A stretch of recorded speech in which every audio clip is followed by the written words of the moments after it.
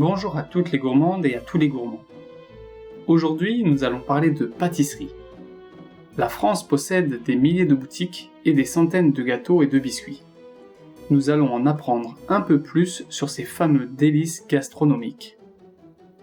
Avant de commencer, je vous laisse vous inscrire sur la chaîne Bon Voyage en France, Discover France. Commençons tout d'abord avec l'ancêtre de nos gâteaux, qui a vu le jour 5000 ans avant Jésus-Christ, en Grèce et pas en France.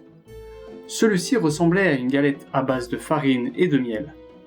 Mais l'on considère que le premier gâteau a été inventé en France par Regnault Barbon en 1270, qui inventa les oubliés.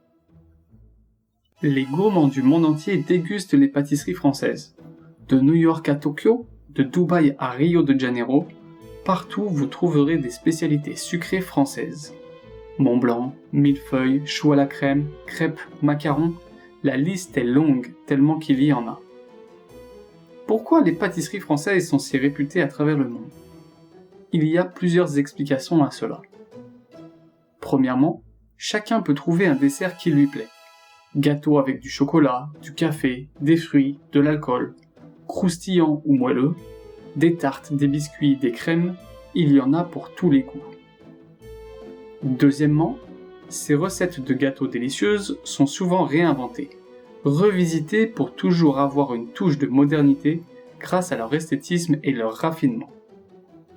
Troisièmement, de grands chefs pâtissiers français permettent l'exportation de ce trésor de la gastronomie française, comme le chef Pierre Hermé avec plus de 40 boutiques dans le monde. Avant les nombreux chefs pâtissiers reconnus internationalement, c'est le pâtissier français Antonin Carême, 1784-1833, qui est considéré comme le premier grand maître de la pâtisserie des temps modernes. Voici un petit historique du monde de la pâtisserie.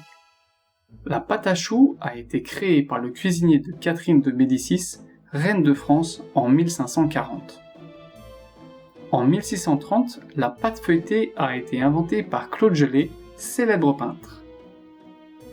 En 1660, Vatel, le cuisinier du prince de Condé, a inventé la crème fouettée. La brioche devient une pâtisserie très populaire à Paris en 1808. Depuis plusieurs siècles, lors de la veillée de Noël, on brûle une grosse bûche dans la cheminée. En 1879, Charabot inventa la première bûche de Noël en roulant son gâteau pour lui donner la forme d'une bûche. Un pâtissier, Louis Durand, en 1910, s'inspire de la course cycliste Paris-Brest-Paris et conçoit le célèbre gâteau qui porte ce nom. En 1691, le cuisinier royal de Philippe d'Orléans écrit la recette de la crème brûlée. Est-ce que Paris est le meilleur endroit pour manger des pâtisseries en France ? D'après plusieurs sondages, à Paris, les desserts sont plus chers qu'en province. Mais ce n'est pas tout. Toulouse serait la ville qui possède les meilleures pâtisseries, d'après les notes obtenues selon Google Maps. Paris, elle, serait en 6e position. Ensuite, la ville de Strasbourg est la ville qui possède le plus de pâtisseries par habitant, suivie de Bordeaux et de Lyon. En conclusion, si vous avez la chance de visiter d'autres villes que la capitale, il vous faut vous arrêter dans une pâtisserie pour découvrir les spécialités de celle-ci. Voici 8 particularités sur des desserts mondialement connus. Le millefeuille a été créé par François-Pierre de la Varenne en 1651. La crème brûlée est le dessert le plus vendu au restaurant. Le fondant au chocolat est le dessert le plus mangé par les Français à l'extérieur. La tarte au citron est faite avec de la crème à base de zeste de citron. Il n'y a aucun fruit dans cette tarte.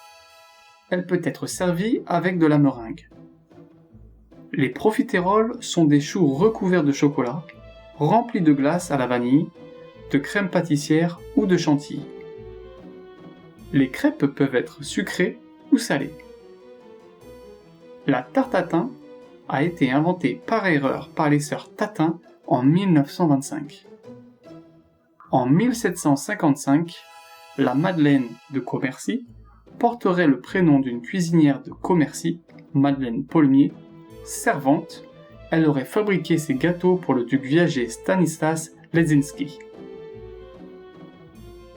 En France, chaque région a ses propres spécialités. Voici des spécialités et leur lieu de provenance. Le fard breton est un gâteau aux prunes originaire de Bretagne.